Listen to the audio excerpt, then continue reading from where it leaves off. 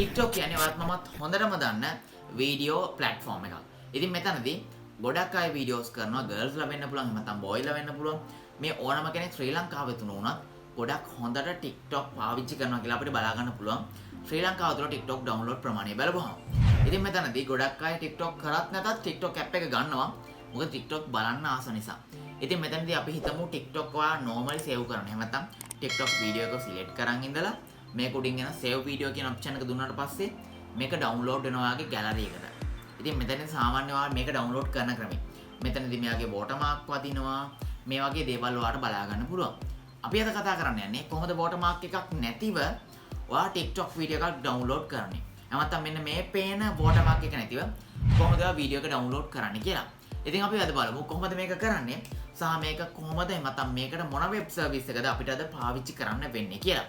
අපි බලමු වීඩියෝ එක.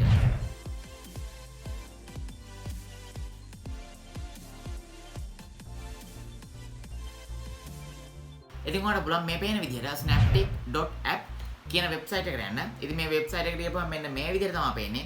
ඔයාලට යන්න අමාරුයි වගේ නම් description එකේ link එකකුත් තියෙනවා.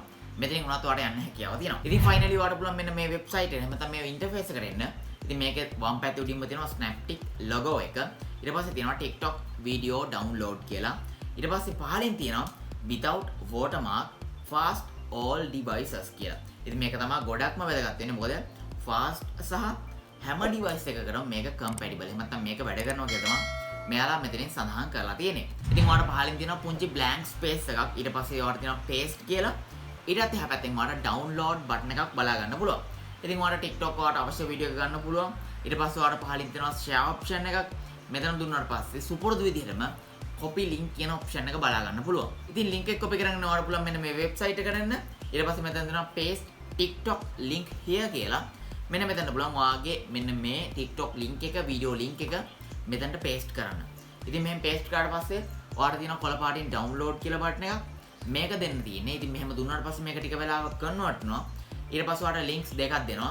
download පළවෙනි link එක, ඒ වගේම දෙවෙනි link එක. ඔයාලට කැමති එකක් select කරලා මේක download කරගන්න පුළුවන්. ඉතින් මෙන්න මේ විදිහට ඔයාලට finally පුළුවන් වීඩියෝ එක බලන්න.